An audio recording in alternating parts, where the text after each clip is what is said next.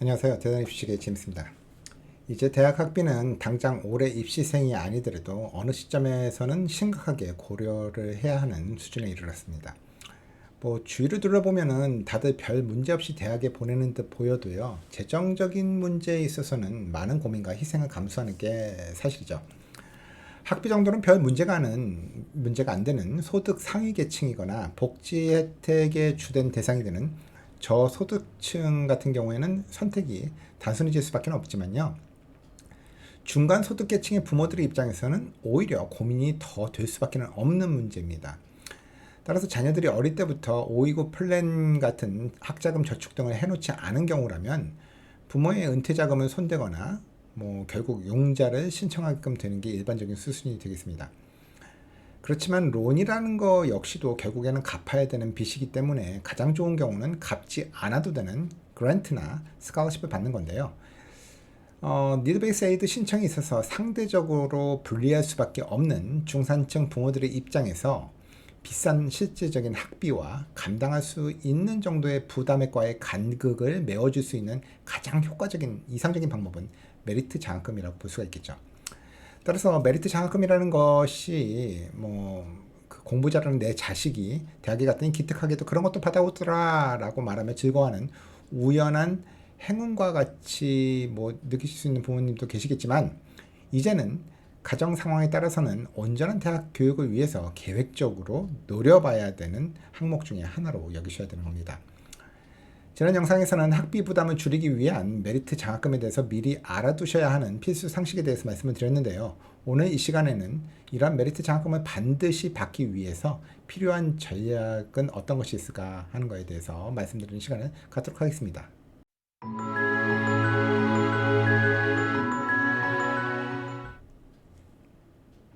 지피지기면 백전불패라는 말이 있듯이요. 메리트 장학금을 받기 위해서는 대학이 왜 이러한 메리트 장학금을 주는지에 대해서 먼저 생각을 해보셔야 될 것 같습니다. 자, 그럼 도대체 대학은 왜 메리트 장학금을 주는 걸까요? 단순히 공부를 잘하는 학생들에 대한 칭찬과 보상의 차원일까요? 그런 면이 전혀 없다라고 말씀드릴 수는 없겠지만, 그건 부모님들의 입장에서의 생각이고요. 대학이 학생들에게 메리트 장학금을 주는 주된 이유는 우수한 학생을 우리 학교로 데리고 오기 위함입니다. 다시 말해서 그런 제한이 없었더라면 다른 학교로 갈 수도 있는 학생들을 우리 학교로 꼬시기 위한 투자의 개념이라는 말씀입니다.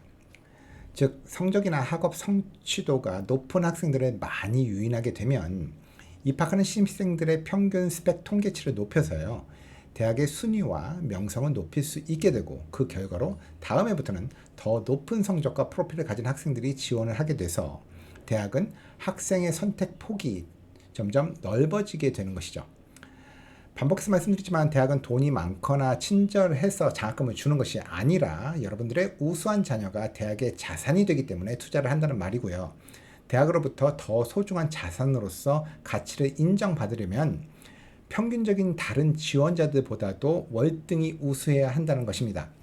이러한 개념, 즉 지원자 자신이 다른 지원자들에 비해서 비교 우위를 예측할 수 있는 대학이 메리트 장학금 획득에 유리하다는 현실을 미리 인식하시는 것이 메리트 장학금 획득 성공을 위한 첫 번째 단계가 될 수 있을 것입니다.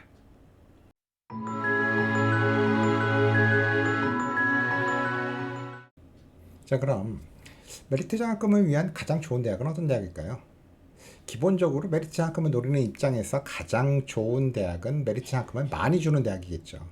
그렇지만 이에 대한 데이터를 볼 때 주의하셔야 되는 점은요, 단순히 평균 수여 장학금 액수만을 볼 게 아니고 전체 학생들 중에서 몇 퍼센트에게 이러한 메리트 장학금 혜택을 주었는가 하는 부분들도 같이 비교를 하셔야 된다는 것입니다. 예를 들어서 듀크 유니버시티의 메리트 장학금 평균 수여 금액은 무려 74,057불에 달하고요. 에머스트 컬리지의 경우에도 평균 62,733불입니다만 전체 학생 중에 메리트 장학금을 받은 학생의 비율은 듀크의 경우에는 2%고요. 에머스트 컬리지의 경우에는 1% 미만이었습니다. 물론 이드 대학의 그 니드 베이스 파이낸셜 에이드는 상당히 좋은 편입니다. 반면에 케이스 웨스턴 리저브 유니버시티의 경우에는 평균 메리트 장학금의 금액은 26,072불이었지만 전체 학생의 무려 41%가 받았고요. 어린공대 같은 경우에는 무려 56%의 학생들이 평균 28,399불의 평균 메리트 장학금을 지불받았습니다. 따라서 이드 대학에서 내가 어느 수준에 속할 것인가에 대한 면밀한 검토가 있은 후에 지원을 하시는 것이 장학금 수여 가능성을 높이는 방법 중에 하나가 될 것입니다.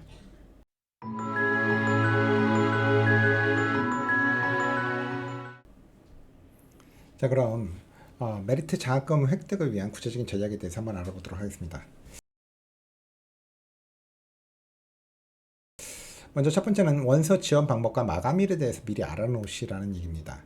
지난 시간에도 잠깐 말씀을 드렸지만 메리트 장학금의 경우에 크게 학교에서 주는 장학금과 외부 단체에서 주는 장학금으로 크게 나눌 수 있다라고 말씀을 드렸는데요. 그래도 어쨌든 금액적으로 가장 많은 장학금을 주는 것은 여러분들이 진학하려고 하는 대학에서 주는 장학금의 경우가 대부분일 것입니다. 그런데 대학의 메리트 장학금의 경우에 지원 방법과 마감일이 다를 수가 있기 때문에 사전에 숙지를 하셔야 됩니다. 포담 유니버시티나 마이애미 유니버시티 오하이오 같은 경우에는 다른 일체 예술이 없이 원서 제출만으로도 자동으로 장학생 심사를 하게 되는데요. 반면에 버스턴 유니버시티의 경우에는 전액 장학금인 트러스티 스칼러십의 경우에 원서와 함께 2개의 별도 에세이를 제출하셔야 됩니다. 또한 서든 메소디스트 유니버시티의 프리전스 스칼러 프로그램의 경우에도 최종 심사 대상자에게는 캠퍼스 내에서 이루어지는 최종 면접에 참석을 하셔야 됩니다. 다른 서류나 별도의 에세이를 제출하지 않는 요구를 하지 않는 경우라 할지라도 특정 마감일 이내에 원서를 제출하셔야 되는 경우도 있습니다. 로스앤젤레스에 있는 USC의 경우에는 메리트 스칼러십 심사 대상이 되시기 위해서는 얼리 액션으로 제출하셔야 됩니다. 다시 말해서 11월 1일까지 원서를 제출하셔야 됩니다. 단 전공에 따라서 얼리 액션 지원이 안 되는 전공들, 예를 들자면 아키텍처나 아트 앤 디자인, 시네마틱 아트, 댄스, 드라마틱 아트 앤 뮤직 같은 경우에는 12월 1일까지 원서를 제출하셔야 됩니다.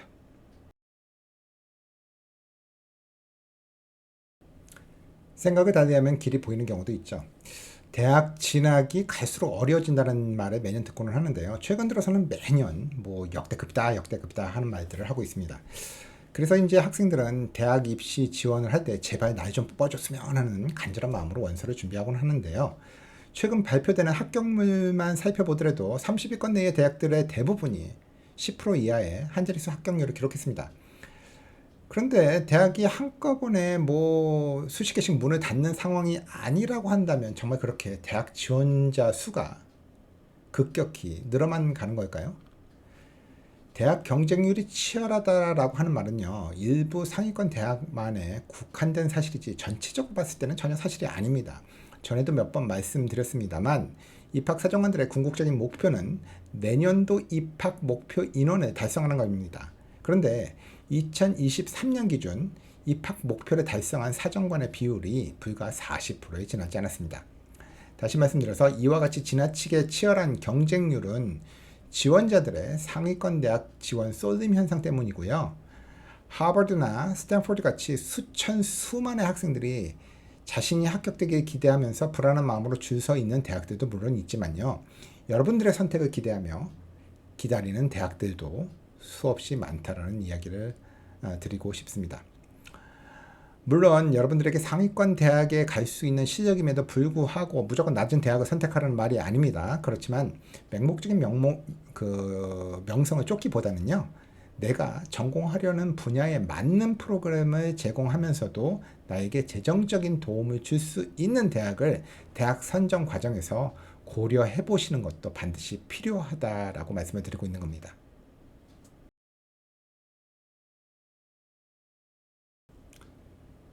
세 번째는 자신의 위치를 파악을 하시고요. 지나치게 경쟁이 심한 대학은 피하시라는 얘기입니다.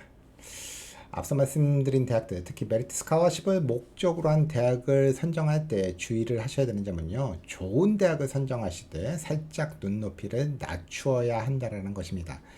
다시 말씀드려서 셀렉티브한 대학을 선택하실 때, 그러니까 경쟁이 있는 대학을 선택을 하실 때 most selective, 아주 경쟁이 심한 대학은 피하셔야 된다는 겁니다.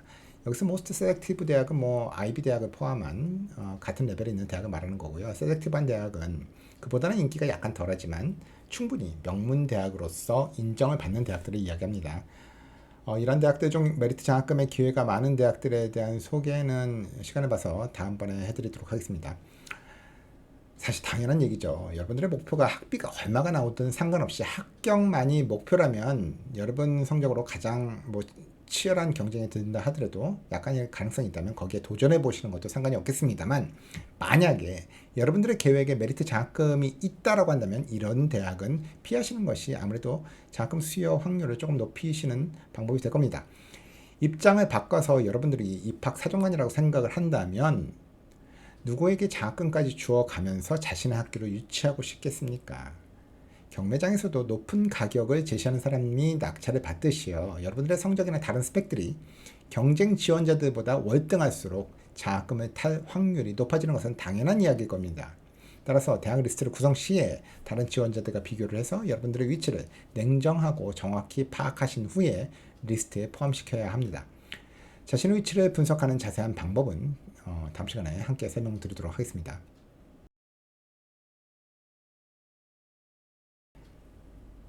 네 번째는 사립대학을 주요 타겟으로 정하라는 말씀을 드리고 싶습니다. 사립대학들은 공립대학들에 비해서 기부금 재정이 더 크기 때문에요. 메리트 장학금을 더 많이 지급하는 경향이 있습니다. 그렇다 하더라도 공립대학과 사립대학 간의 학비 차와 더불어서 인스테이트 학생과 아웃오브스테이트 학생 모두의 전체 비용, 코스트 오브 어텐던스에 비례해서 어떤 영향을 미치는지는 한번 확인해 보아야 할 필요가 있습니다. 객관적인 비교를 위해서 주마다의 차이를 고려해서 샘플로 노스캐롤라이나의 4개 학교만 살펴보도록 하겠습니다. 보시는 표의 왼쪽에 위치한 인스테이트 학생들의 경우를 보면요. 공립인 UNC 채플 힐과 NCSU, 노스캐롤라이나 스테이트 유니버시티는 비록 사립인 데이비슨과 웨이크 포레스트에서 메리트 장학금을 지급받았다 하더라도 훨씬 더 저렴한 선택임에 틀림이 없습니다. 그렇지만 이쪽 아웃스테이트 학생들의 경우에는 상당히 다른 결과를 나타내게 되는데요.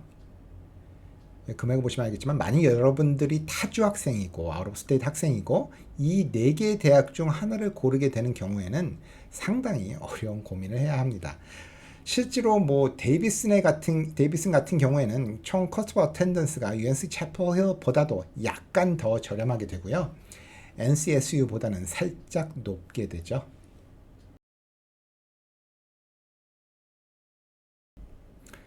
다섯 번째는 지리적 메리트를 이용하라는 겁니다. 대학은 diversity, 지리적인 다양성을 추구합니다. 다양한 배경과 성장 환경을 가진 사람들을 하나의 캠퍼스로 모았을 때 오는 가치를 인정하고 추구한다는 것이죠. 사실 이러한 이유 외에도 실질적인 마케팅 효과 때문에도 그렇습니다. 즉 자신들 대학이 잘 알려져 있지 않은 지역에서의 신입생을 받음으로써 그 지역의 해당 대학에 대한 인지도가 올라감을 이미 잘 알고 있는 대학들은요, 이전에 입학 경험이 적은 지역에서 지원하려는 학생에 대해서 좀 더 많은 기회를 제공하고 장학금도 더 많이 주는 편입니다.